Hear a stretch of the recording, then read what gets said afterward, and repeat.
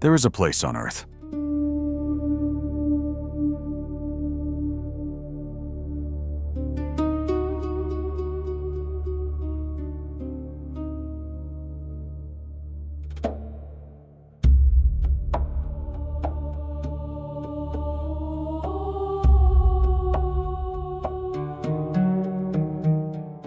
Where empires have spent centuries fighting just for control of a strait less than 21 miles wide. It's such an important place that every superpower in the world has a military plan specifically for it.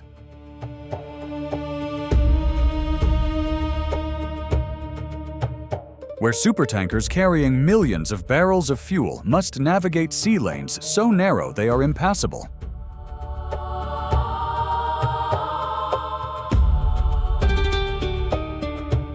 Even a small mistake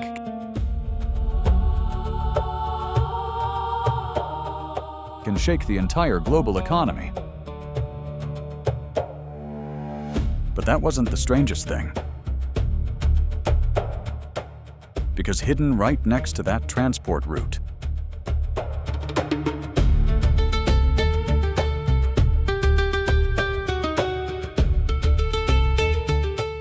these are islands that look like Mars.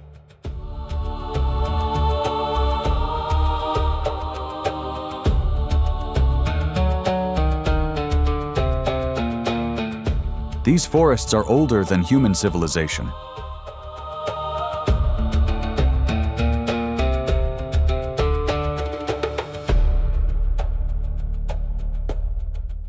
These deserts are so hot. Scientists once believed that no living thing could survive.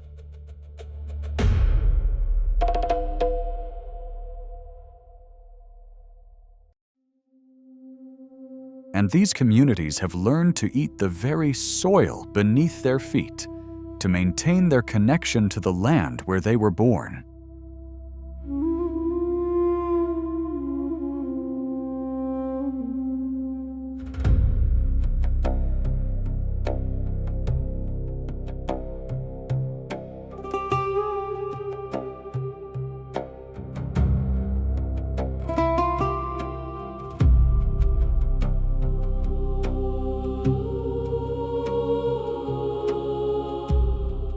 This isn't just Iran.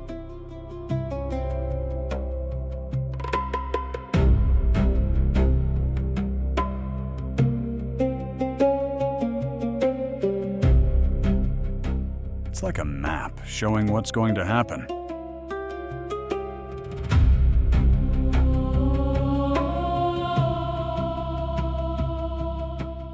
When humans try to survive in environments that were never created for their survival.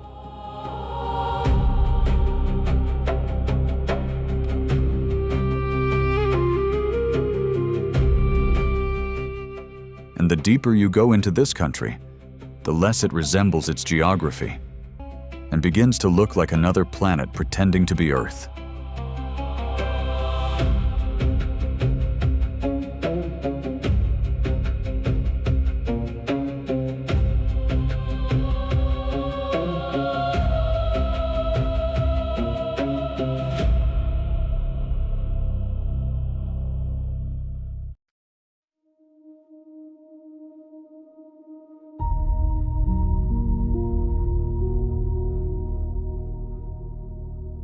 At first glance, the Strait of Hormuz doesn't look particularly special.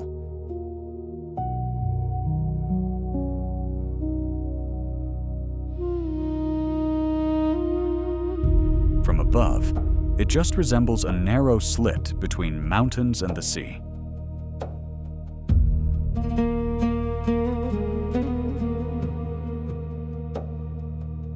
But every day, nearly 1/5 of the world's oil passes through this place.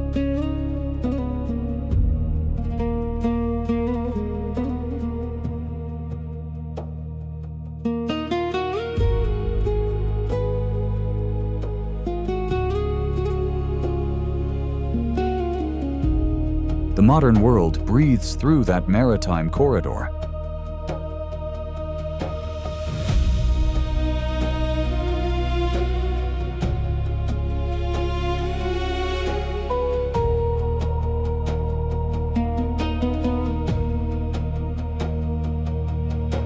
vehicle.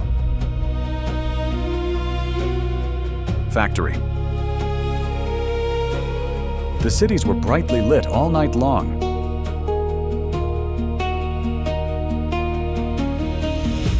It all depends on whether the ships can pass through this area safely.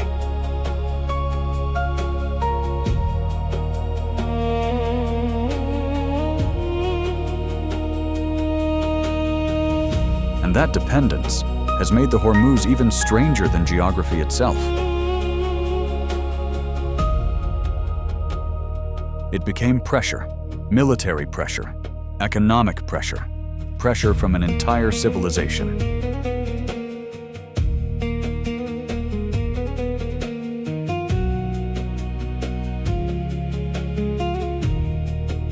U.S. warships patrol offshore. Iranian missile systems are monitoring the train routes from atop the cliffs.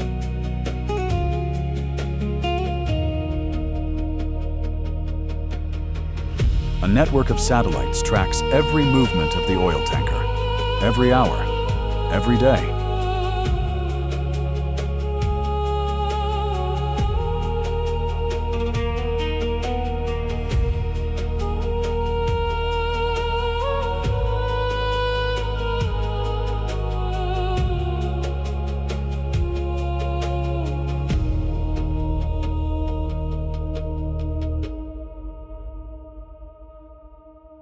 Because everyone understands a terrifying truth.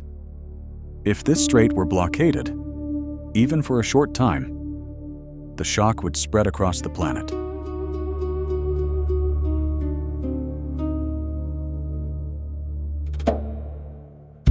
But while the whole world watched that stream flow, almost no one paid attention to the people living beside it. Fishermen, island families, children growing up amidst the sounds of military helicopters and the shadows of giant oil tankers.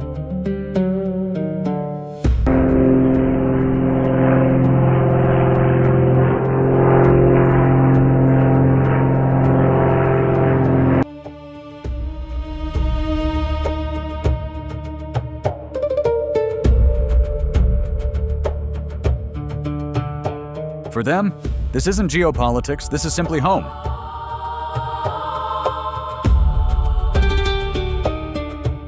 And it is precisely that paradox that is where the real story begins.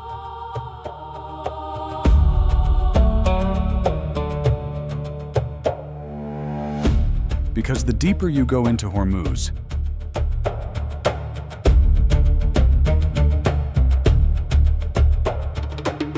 the less it resembles the modern world.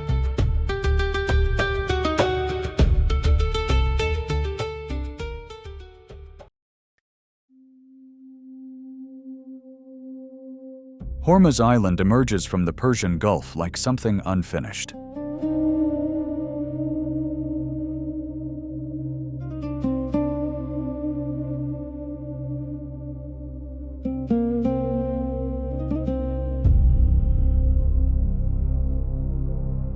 Red Mountains.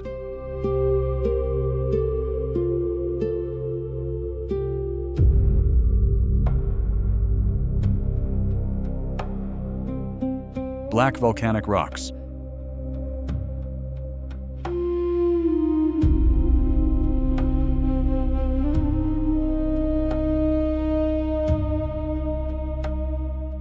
Beaches stained crimson by iron oxide.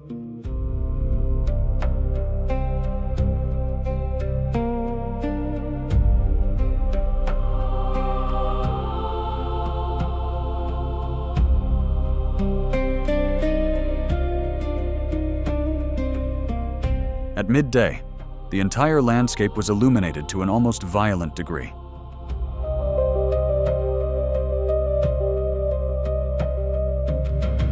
NASA once compared this place to the surface of Mars.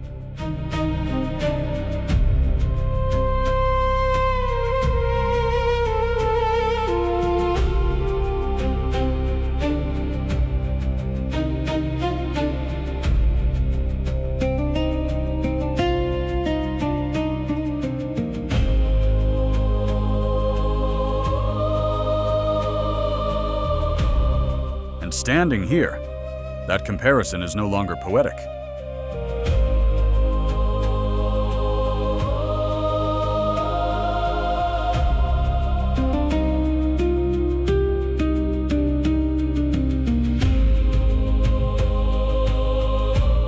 The ground really looks like something from another planet.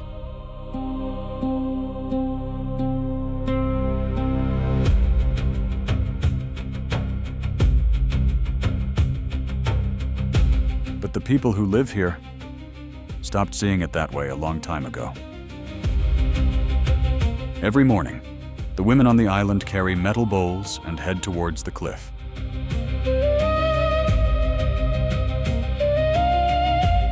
Not for fetching water, not for gathering herbs.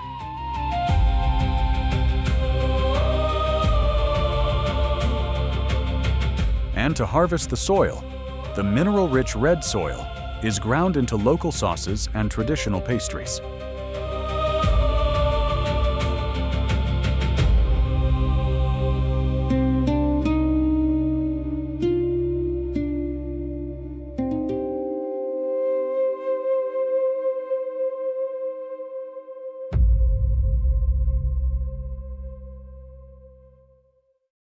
In Hormuz, the landscape is not separate from the human body.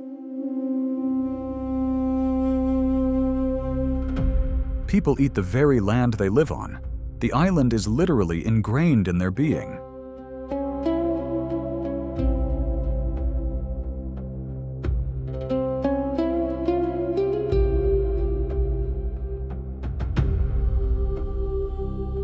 And that strange connection between humans and geology exists because this place was born from violence.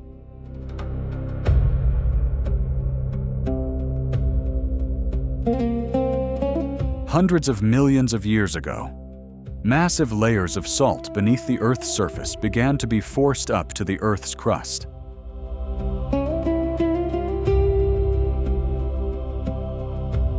Slowly, continuously, dragging minerals and volcanic material to the surface.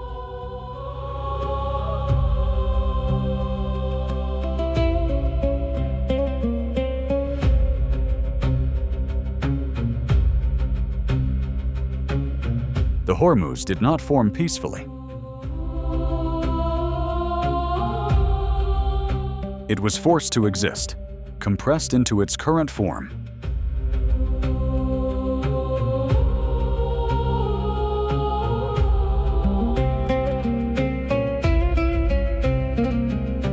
And even now, that pressure hasn't completely disappeared.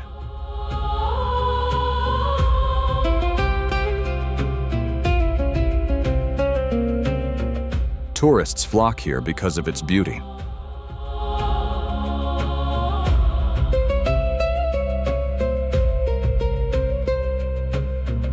The photographs.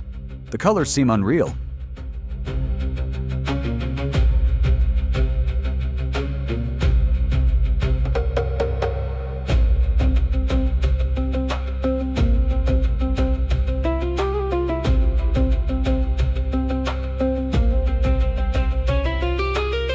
But each footprint is gradually destroying the very thing they came to admire.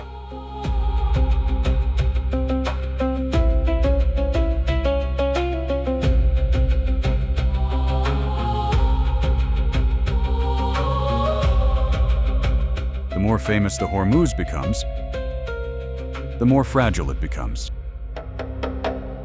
And nowhere is that feeling more pronounced inside the valley that the locals still enter with caution.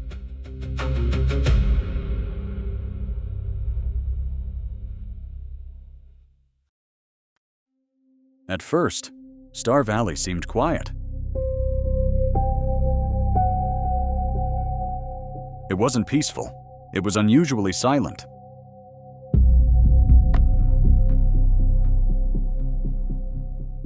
This kind of silence makes people automatically lower their voices, without understanding why.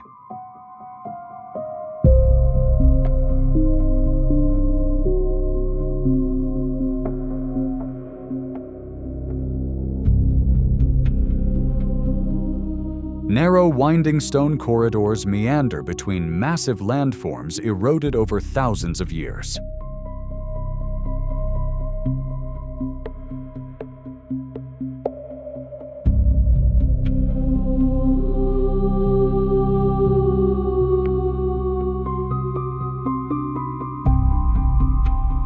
The wind rustles through the cracks in the rocks, creating sounds that closely resemble human voices.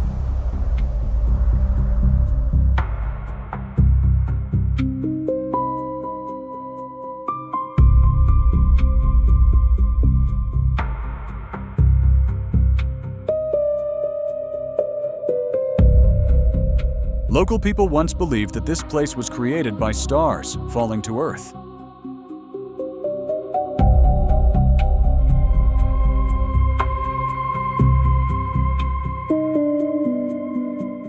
Others believe that the spirits continue to move through the mountain crevices after dark.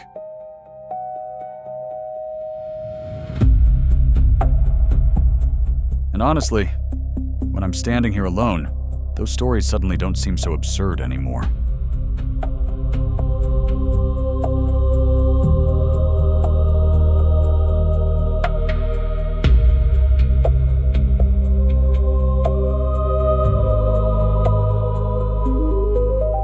Because this valley doesn't function like a typical landscape.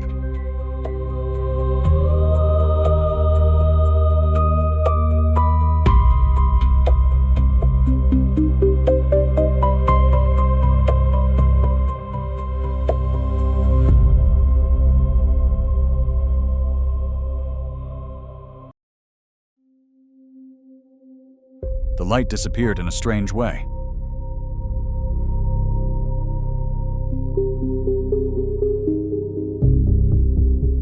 The distance becomes unpredictable. The passageways suddenly narrowed, then unexpectedly opened up into enormous voids overhead. It wasn't like walking through nature.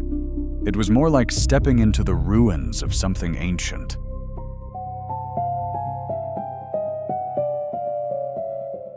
Scientists explain it all in geology: gypsum, sandstone, salt erosion.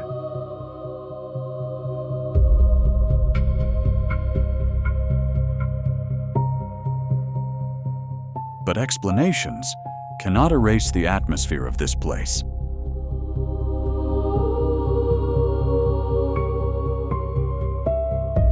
And it is this very tension between science and emotion that makes places like this unforgettable.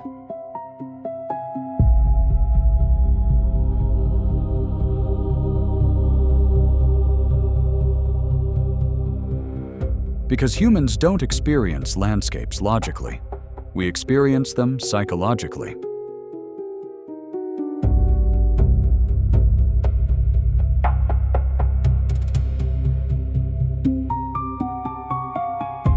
And sometimes, the Earth still knows how to make us feel so small.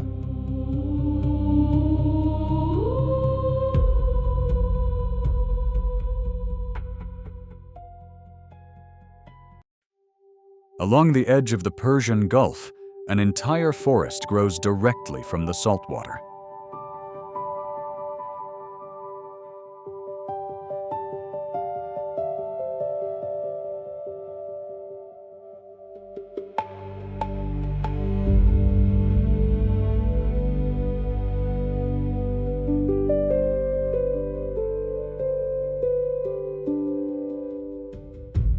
The mangrove trees stand submerged in tidal mud, surviving in conditions that should have killed them.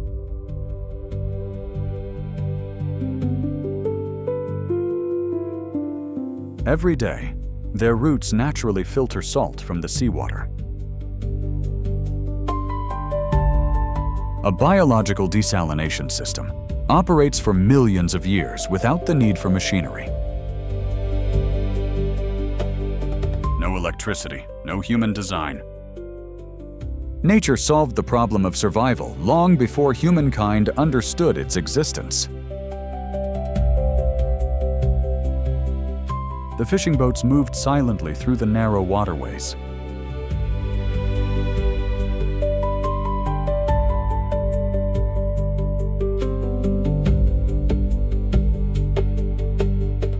For the local community, the forest is not just a landscape, it's about protection.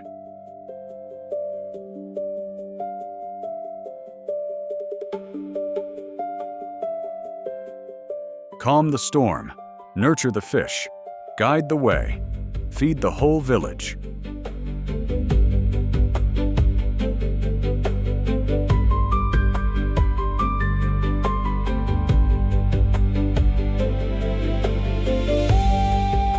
Children here learn about the water, just like children elsewhere learn about the streets.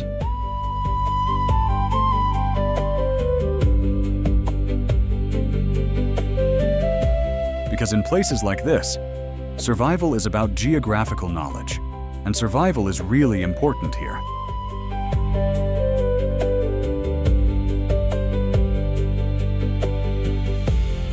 Because behind that mangrove forest, the environment becomes much less tolerant.